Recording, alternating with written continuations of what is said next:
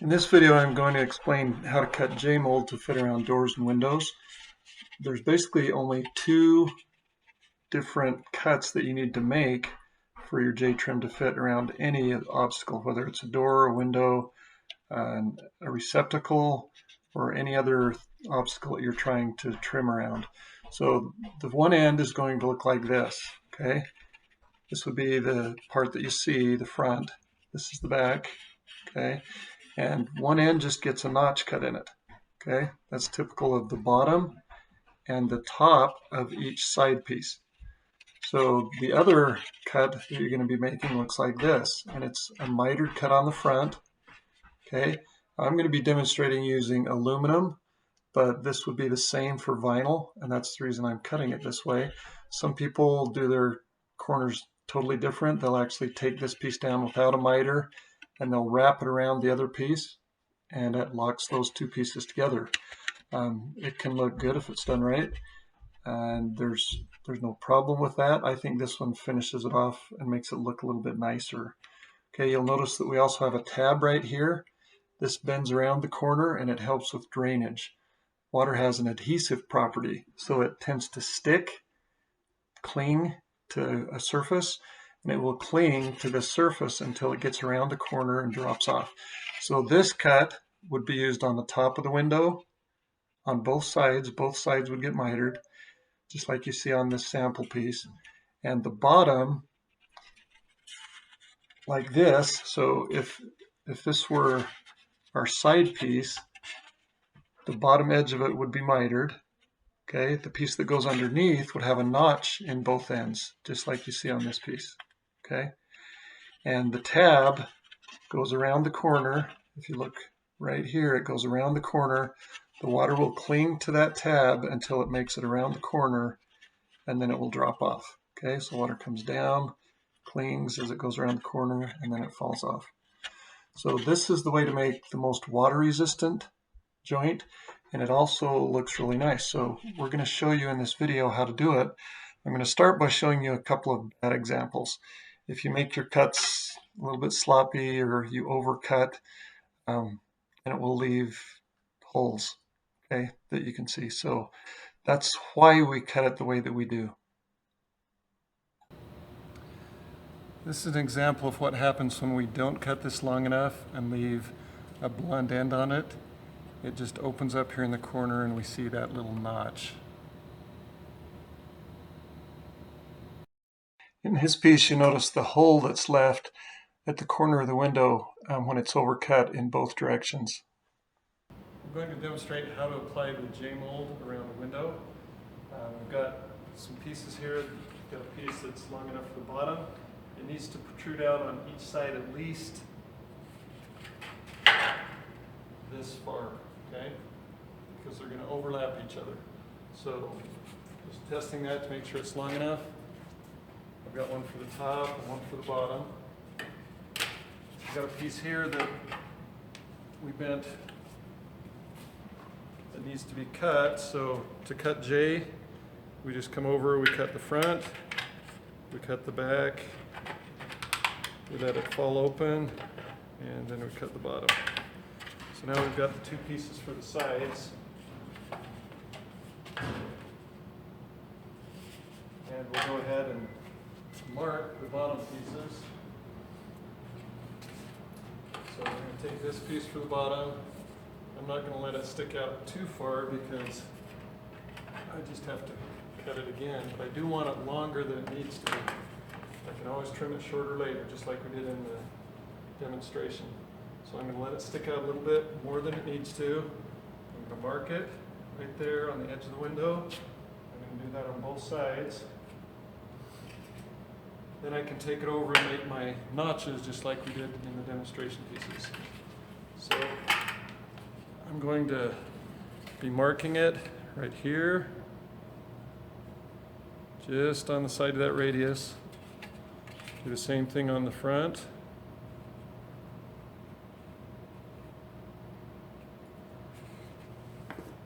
And then I'll cut out those notches.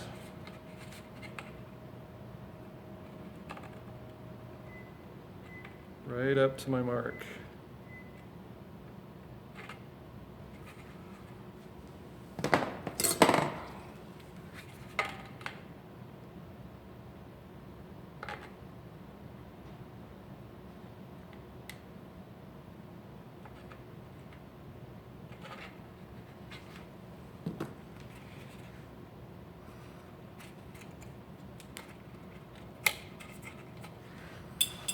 Okay, I'm going to double check, make sure that that fits.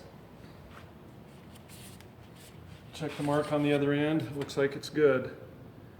So now I can cut the other end just like I did the first. Ready? Okay, I have my piece cut with the notch on both ends. I'm going to put it up under the window, lining it up with the edge so that my notch is right even with the edge. Then I'm going to take a screw and screw it to the building. Make sure that you push the J tight against the window.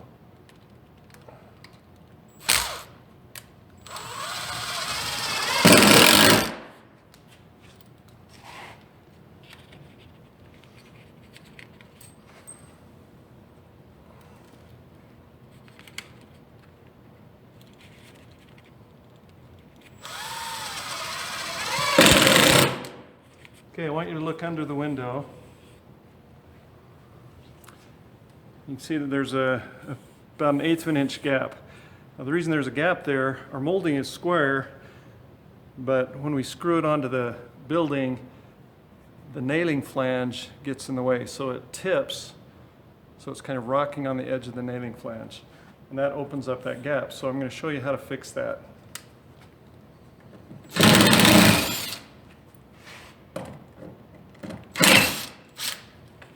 Before we install each of these pieces, we're actually going to overbend the piece. So now as you look at the end of it, you'll see that it's on an angle, it's not square.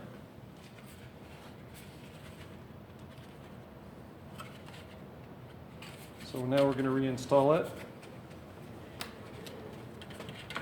Back into the same holes. All the other pieces, we're going to do this before we install it, so that we don't have to take it off again. So I'm just going right back into the old holes. And now if you take a look at the bottom, you'll see that the molding is up tight against the window. I'm going to mark the side piece. Remember, this has the notch in the bottom so that the siding can fit in there. This piece is going to have a miter on it so that it looks good. So I'm going to just hold it up here. And remember, we mark it about 3/16 of an inch long down here. So I'm going to make a mark right here. And I'm going to make sure I get a nice straight line across there to show me where my tab is going to be. So I'm going to go ahead and mark the tab from that corner, slightly tapered toward the inside. Do that on both sides. The front is where we're going to have the miter, so it needs to go from here to this corner. Probably a good idea to use a straight edge to mark that.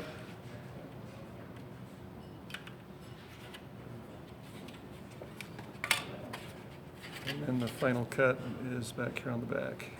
Okay? And that can be on a slight angle. Just make sure we get rid of the radius. Tab. Right up to the line of the other side.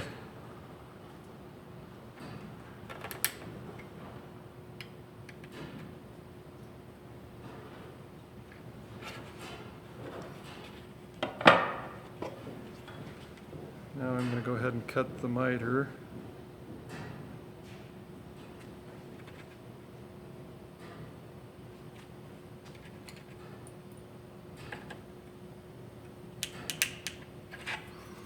Right up to that corner. Okay, the last thing is getting rid of that radius on the back. So we just cut off that sliver of metal.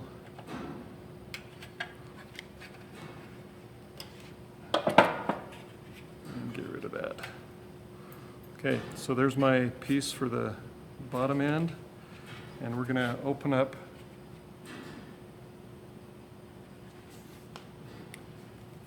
the hem with my gasket scraper. Just make sure that that other piece can fit in it. Okay, now we're going to take it over to the corner, hold it in place. You notice I'm not doing anything on the top end until I get this one fit, okay? So I put it on there, I get it in the hem, and you notice the big gap over here? Okay, that's how much too long the bottom piece is. So I need to trim off. I'm going to start out trimming off about 3/16 and then trying it again. And make sure that this piece overlaps the other piece on the back and on the front. Okay. Put that in place, and I still need to take about 1/16 of an inch off. So I'm going to remove the piece again, trim off about 1/16.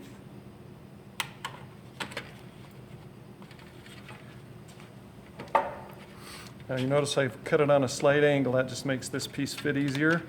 I'm still going to cover a lot of that, so it'll still look really good. Okay, now I'm tight against the side of the window.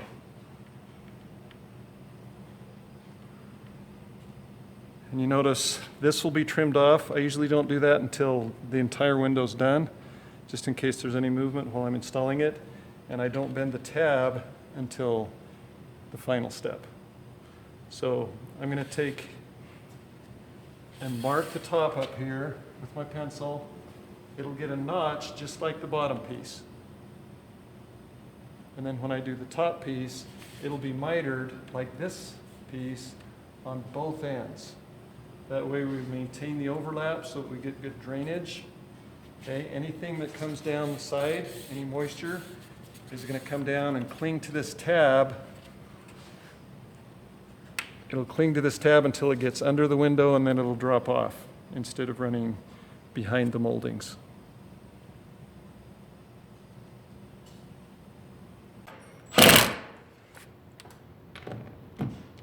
Okay, so now we're installing the other side piece. And all that's left is the top. You notice the notches here, so the siding can fit between those notches. Now the top piece gets the miter on both sides, and it will overlap the side piece.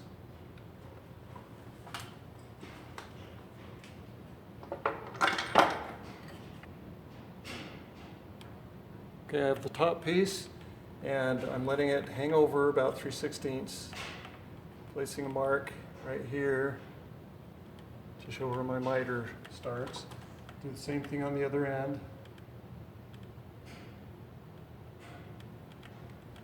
And then I'll go ahead and cut my miters on both ends.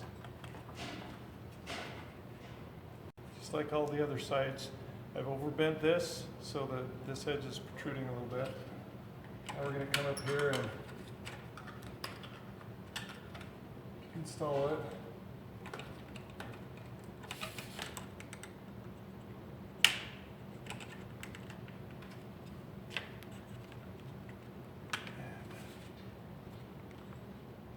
Be sure that you open the hem on both ends with your gasket scraper, and make sure that you've cut each end about 3/16 of an inch long.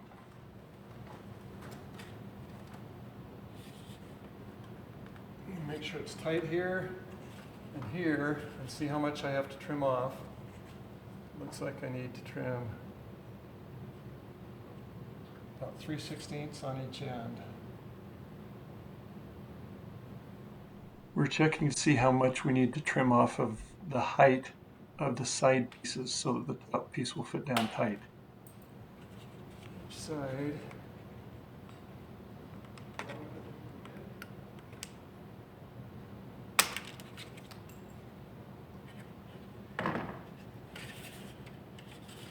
Remember, this piece has to overlap the side piece, front and back.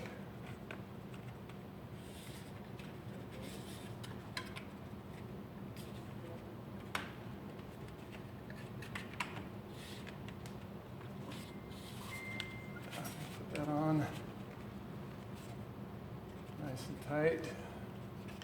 Okay. Looks like it fits good. So I'll screw it in place, bend my tabs, cut off the little piece that's overlapping here, and we'll be done.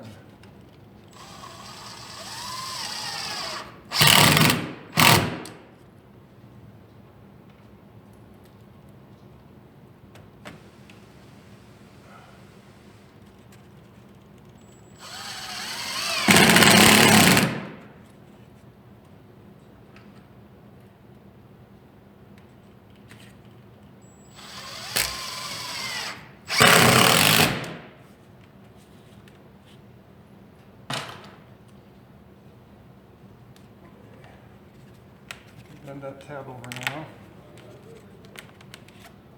both sides. Trim off those ears.